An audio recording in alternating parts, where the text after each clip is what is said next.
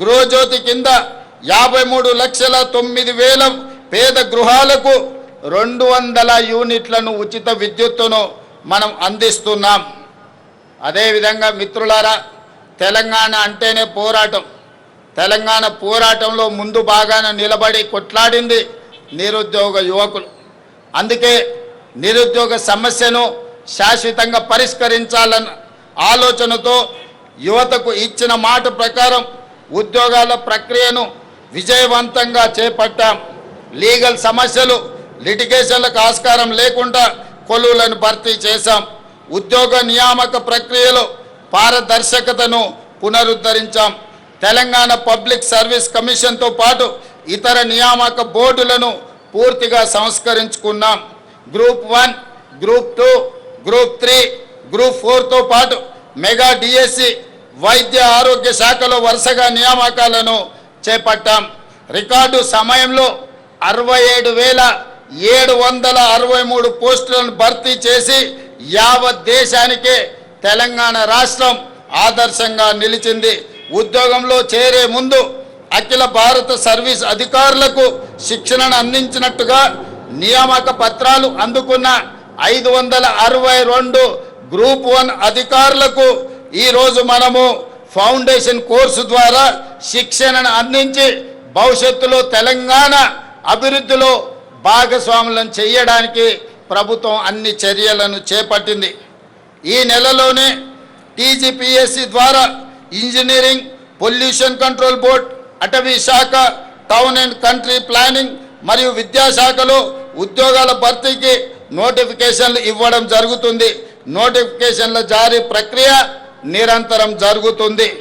అదేవిధంగా మిత్రులారా, ఈ రాష్ట్ర ప్రభుత్వం విద్యకు అత్యంత ప్రాధాన్యతనివ్వాలని నిర్ణయం తీసుకున్నది.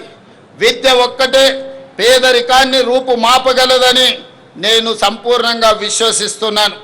పేదరికం రూపుమాపాలంటే సమాజంలో కుల మతాల అంతరాలు తగ్గడానికి ఆస్కారం ఉంటుంది.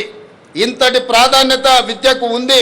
అందుకే ఇప్పటి వరకు ఏ ముఖ్యమంత్రి చేయని విధంగా విద్యాశాఖను నా దగ్గర పెట్టుకొని తెలంగాణ ప్రభుత్వ విద్యలో విప్లవాత్మక సంస్కరణలకు శ్రీకారము చుట్టాము.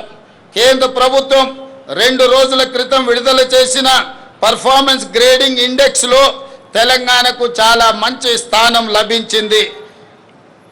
ఇది మా కృషి ఫలితం. తెలంగాణ పబ్లిక్ స్కూళ్ళ ఏర్పాటు నుండి యంగ్ ఇండియా ఇంటిగ్రేటెడ్ రెసిడెన్షియల్ స్కూళ్ళ వరకు ప్రతి ప్రయత్నంలో విద్యా వ్యవస్థ బలోపేతం, విద్యార్థులకు నైపుణ్యం, పాఠశాలల్లో అత్యున్నత మౌలిక సదుపాయాల కల్పననే లక్ష్యంగా ఈరోజు పని చేస్తున్నాం. రాష్ట్రంలో 65 ఐటీఐలు, పాలిటెక్నిక్ కళాశాలను అడ్వాన్స్డ్ టెక్నాలజీ సెంటర్లుగా పునరుద్ధరించాం. యంగ్ ఇండియా స్కిల్ యూనివర్సిటీని ఏర్పాటు చేశాం.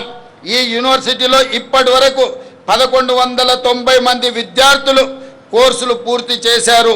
వీరిలో 838 మంది విద్యార్థులు ఉద్యోగాలు సాధించడం ఆనందంగా ఉంది. Microsoft, Flipkart, Tech Mahindra, Doctor Reddy's, AIG Hospitals, Apollo Hospitals వంటి ప్రముఖ సంస్థల్లో వీరికి ఉద్యోగ అవకాశాలు వచ్చాయని తెలియజెప్పడానికి నేను ఆనందపడుతున్నాను.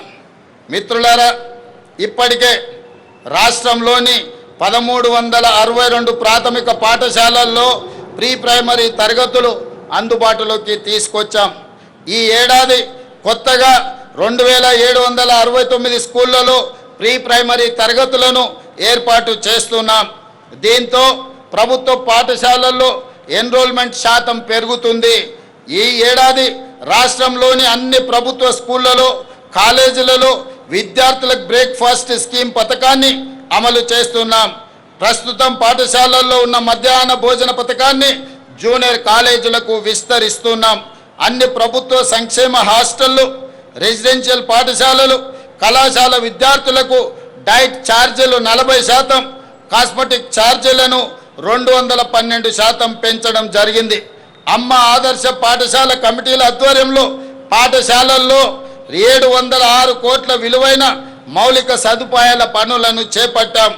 మంచిరేవుల గ్రామంలో యంగ్ ఇండియా రెసిడెన్షియల్ స్కూల్ని మనము ప్రారంభించాం. Police young India integrated residential స్కూల్ని మనం ప్రారంభించుకోవడం జరిగింది.